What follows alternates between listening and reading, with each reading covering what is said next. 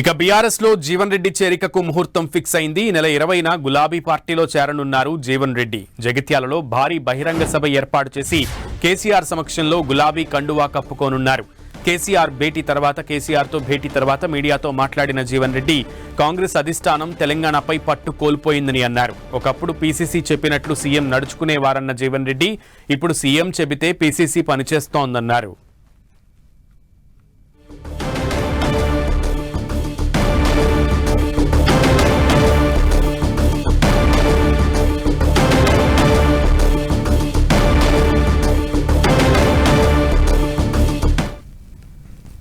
Party మారడం అనేది basic ఏదైతుందో కాంగ్రెస్ పార్టీ ఏదైతున్నదో వాళ్ళు ఎన్నికలు చేసిన వాగ్దానాలు అమలు చేయలేకపోవటము, వాస్తవంగా ఏదైతుందో వీళ్ళ కేసీఆర్ గారి పాలన దశాబ్ద కాలం ఏదైతుందో 2023లో అంతకంటే బెటర్ పాలన ఇస్తామని ఒక భావన అభిప్రాయం కలిగించి అధికారానికి వచ్చినమే. ఇక్కడ వాట్ హ్యాపెండ్ ఎగ్జాక్ట్లీ వీళ్ళు తిరోగమన చర్యగా చెప్పంటాను నేను.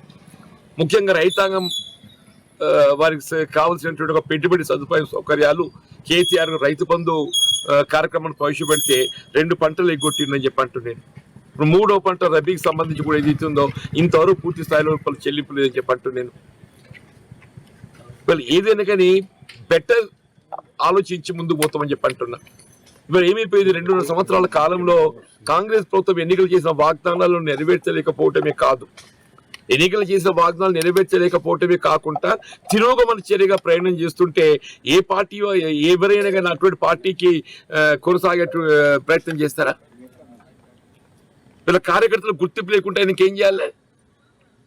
నేను చెప్పాను, ఇలా పీసీసీ ఆలోచన సూచన మేరకు రాష్ట్ర ప్రభుత్వం పనిచేస్తుందా, లేకపోతే ముఖ్యమంత్రి గారి యొక్క సూచన మేరకు పీసీసీ పనిచేస్తుందా? ప్రదేశ్ కాంగ్రెస్ ఇవాళ కాంగ్రెస్ పార్టీ యొక్క ఆలోచన విధానాన్ని ప్రస్ఫుటం చేస్తుంది. కాంగ్రెస్ పార్టీ యొక్క ఆలోచన విధానాన్ని ప్రస్ఫుటం చేసేది ప్రదేశ్ కాంగ్రెస్. అటువంటి ప్రదేశ్ కాంగ్రెస్ ఆలోచనకు అనుగుణంగా పనిచేయాల్సిన ముఖ్యమంత్రి గారు ఏదైతుందో ఇలా ముఖ్యమంత్రి గారి యొక్క ఆలోచన సూచనకు అనుగుణంగా పీసీసీ పనిచేసినాక ఇలా కార్యకర్తలకు గుర్తింపు లభిస్తుంది. ఇలా కాంగ్రెస్ పార్టీ ఉనికి కోల్పోవటానికి కారకులు ఎవరు? ఇలా ప్రదేశ్ కాంగ్రెస్ ఏదైతుందో నిస్సహాయత, ప్రదేశ్ కాంగ్రెస్ నిస్సహాయత, అధిష్టానం నిస్సహాయతతో ఏదైతుందో ఇలా రాష్ట్ర ప్రభుత్వం అదుపు చేయలేకపోవడంతో రాష్ట్ర ప్రభుత్వం ఇలా ఎన్నికల్లో చేసిన వాగ్దానాలు అమలు చేసే దిశగా ముఖ్యమంత్రి గారిని పై ఒత్తిడి తేవటం లోపల సభ్యులు కాలేకపోవడంతో ఈ పరిస్థితి ఎదురవుతుందని చెప్పంటూ నేను. బాధ్యత ఎవరు వహించాలి?